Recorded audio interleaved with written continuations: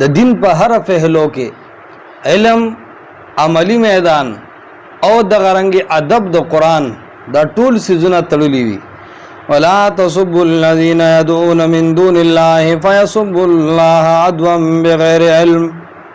ولا تسبوا الذين او کنزل مکه تاسو هغه خلقو ته يدعون من دون الله شرابلی دا مشرکان سوا دا اللہ نا فیسب اللہ نو کنزل بو کی دا مشرکان بیا اللہ تا عدوان دا دشمنے دو جنا بغیر علم او دا ناپوئے دو جنا.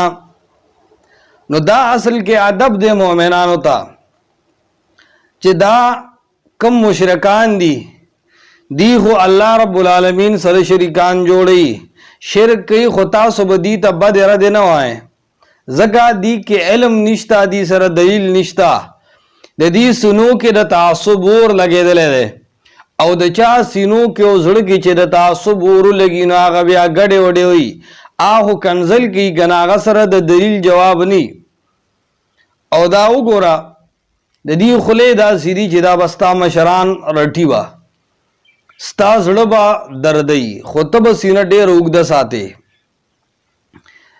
او کلب لگیائی نو چغی بوئی وی دا پنجپیر شیخ القرآن مولانا محمد طاھر نور اللہ مرقدہو دا مرگ ٹیم کی وی داغ جبر آوتے واخا او دا خدای ظالمانو کم خلق چی دا ٹکی ہوئی چی دا مرگ پر ٹیم کے دا پنجپیر دا شیخ القرآن مولانا محمد طاھر رحمت اللہ علیہ جبر آوتے واخا دی ټول نزی او دا سے مطالبه کوم چې دا ټول با خاموشی شي او دی ټول سره بیا جواب نه اغه مطالبه زما دادا کم خلق چې وي چې د شیخ القرآن رحمت الله علیه جب د مرګ ټیم کې راوته وا اغه سړی د درې عدد یعنی درې کانی دی وګرځي او طلاق دی وګرځي او دا سه صفا دی وي چې په ما د خپل خزه په درې کانو باندې طلاق ای او دغه کس دی وی چې ما په خپل سترګو لیدلو چې د پنځپیر د شیخ جبر اوته وا دا سه مور راوړي دی پدی کې راشي او کدا سه قسم او طلاق پدی کې یو سړی نشي کوله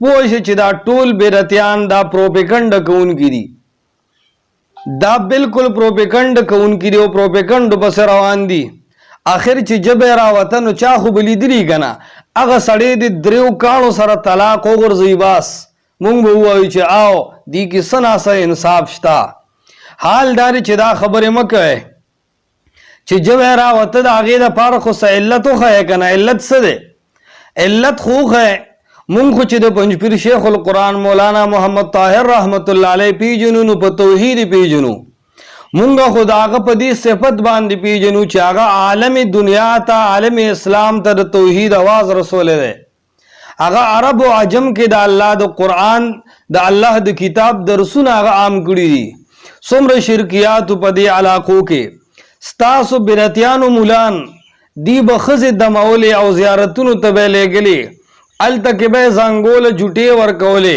التا با منجورانو پا خزو جاروگانے وخلے التا کبا خلقو دا زیارت مال گے روڑلے خور بے روڑلے اغیت بے بوساڑے سپارلے دا اغی پنم باندے با خلقو نظرنا منخت بخلقو کولے شیخ القرآن مولانا محمد طاھر رحمت اللہ علیہ راگے او اگر توحید اعلانو کچھ اے خلق دا ټول عبادتونو خو یو اللہ لرا خاص دی حاجت روا و مشکل کشا خو یو اللہ دے و اللہ سر دے صفاتو کی شریک نشتا شیخ القرآن رحمت اللہ علیہ خستاسو دا مشرانو جرڑی استی دی پکار دار چې جب د هغه چا راوتی وي د چا کتابونو کې چې دا دی اذا تحیرتم فی الامور فاستعینوا باصحاب القبور جب خدا هغه خلق روزی شکلونه د هغه خلق مسکیږي شکل د هغه چا مسحکیږي چې چا کتاب کې لیکلی چې ان للاولیاء بعد الوفات مددا روحانیا شکل د هغه چا مسحکیږي چې هغه ویا قول القائل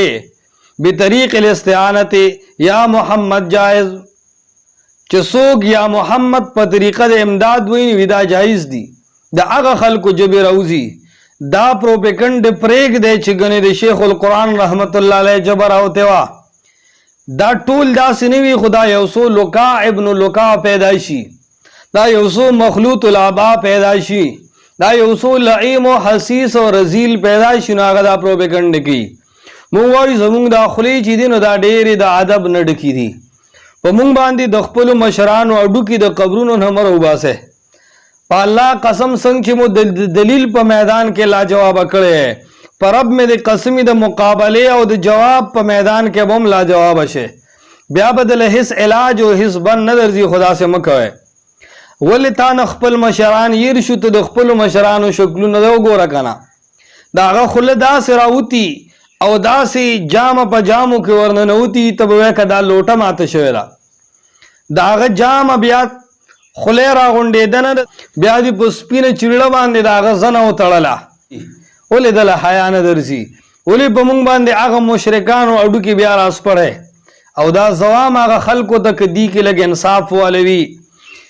برای نام دیوبندیانو کې که معتدله خلک وي نو دی ته زه آواز کوم چې د خپلو سپو کوترو کې مو واګي واچوئ. که دې سپو کوترو کې مو واګي وانچول، والله هغه سبوری چې بیا به پې ستومانه شي. مونږ هم دې نه خبر یو چې من قال ما لا ینبغي سمع ما لا یشتهي. مونږ هم ګورې دومره ویلی شو وفي الشر نجات حین لا ینجیک احسانو. مونږ هم دې نه خبر یو چې التعنت لدفع التعنت مشروع.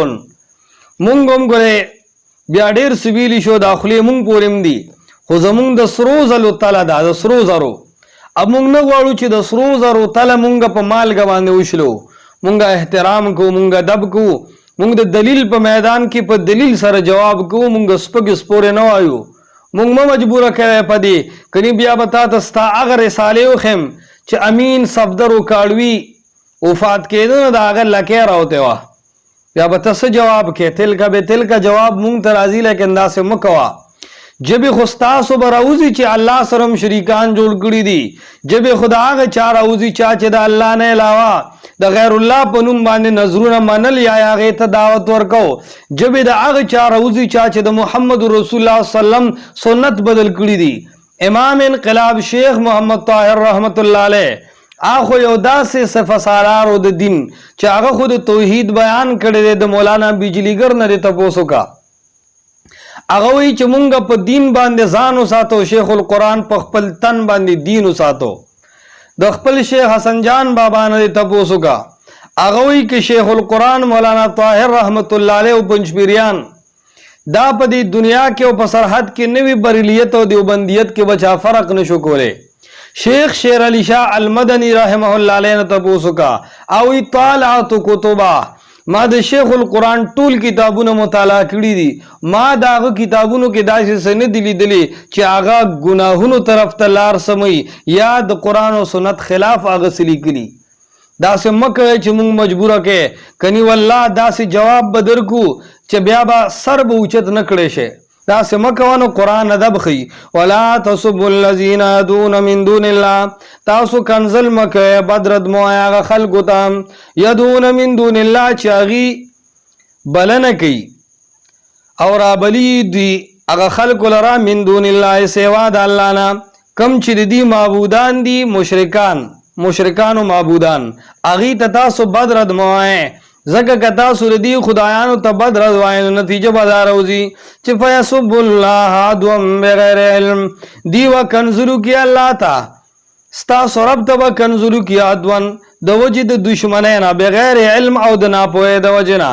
دا ناپوهۍ دي، دلیل ورسره نشته او دا قانون دی. چا سره چې دلیل نه وي نو هغه کنځلې کوي. رنګ